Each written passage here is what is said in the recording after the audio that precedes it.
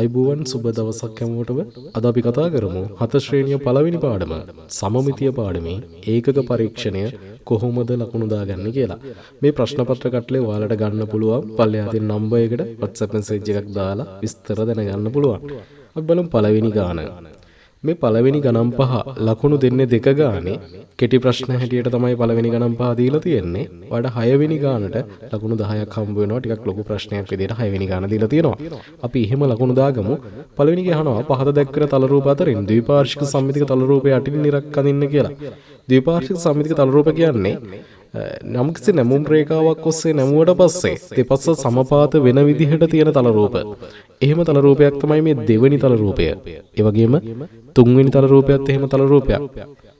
හතරවෙනි එක නෑ.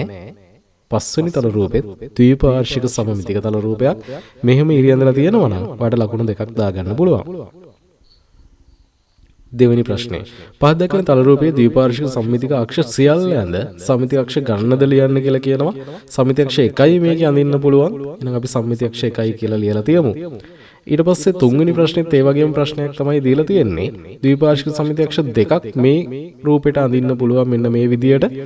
අපි සම්මිතික අක්ෂ 2යි කියලා මේ විදියට ලියලා තියමු. එහෙම ලිව්වොත් ඔයාලට ලකුණු දෙකක් හම්බ වෙනවා. හතරවෙනි ප්‍රශ්නේ. පහත කොටු ජාලය තුල සමිතික්ෂ දෙකක් පමණක් තල රූපයක් අඳින්න අපිට අඳින්න පුළුවන් ලේසිම තල රූපය තමයි ඍජු කෝණාශ්‍රය. ඍජු කෝණාශ්‍රයක් අඳිනවා ඍජු කෝණාශ්‍රයකට තියෙන්නේ සමිතික්ෂ දෙකයි කියලා අපි පාඩමේදී ඉගෙන ගත්තා. ඒ වගේම තවත් සමිතික්ෂ දෙකක් තියෙන ඕනි හැඩතලයක් ඔයාලට අඳින්න පුළුවන් මේ කොටු ජාලය මත.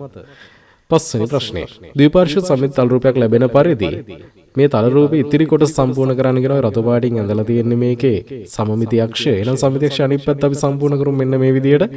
කොටු ගණන් කරලා හරියට මේක අඳින්න පුළුවන් ඔයාලට. මේක පාඩමේ උගන්වලා තියෙනවා. මේ විදියට ඇඳලා තියෙනවා නම් ලකුණු දෙකක් දාගන්න පුළුවන්. 6 වෙනි ප්‍රශ්නේ. දිග ප්‍රශ්නට යන් අපි. පහ දක්වන කොටු ජාලය තුල ABCDF ඔය විදියට පිළිවෙලට යා කරන්න කියලා කියනවා. යා කරලා සංවෘත තල රූපයක් නිර්මාණය කරන්නලු. මෙන්න මේ විදියට තමයි සංවෘත තල රූපේ නිර්මාණය කරන්න වෙන්නේ.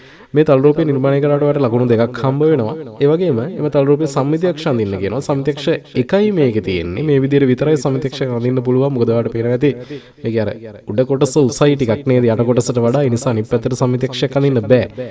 සම්මිති අක්ෂ ගණන එතකොට 1යි කියලා ලියන්න වෙන්නේ අපිට. එහෙම ලියලා තියෙනම් එතන ලකුණු දෙකක් දාගන්න පුළුවන්.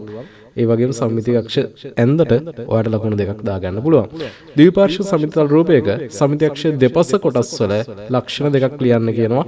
දෙපස කොටස් අනිවාර්යයෙන්ම හැඩයෙන් සමාන වෙනවා. ඒ වගේම දෙපස කොටස් වර්ගඵලයෙන් සමාන වෙනවා. ඕනෝක තමයි සම්මිති අක්ෂය දෙපස කොටස් වල ලක්ෂණයක් වෙන්නේ ද්විපාර්ශ්වික සමමිතික තල රූපයක. හරි ඔන්න ඔය විදිහට තමයි 20න් ලකුණු දාගන්න වෙන්නේ මේ පේපර් එකට. 20න් ලකුණු දාගන්න ඔයා. අපි දෙවෙනි පාඩමේ ඒකක පරීක්ෂණයත් එක්ක නැවත හම්බ වෙමු. හැමෝටම ආයිබෝවන්.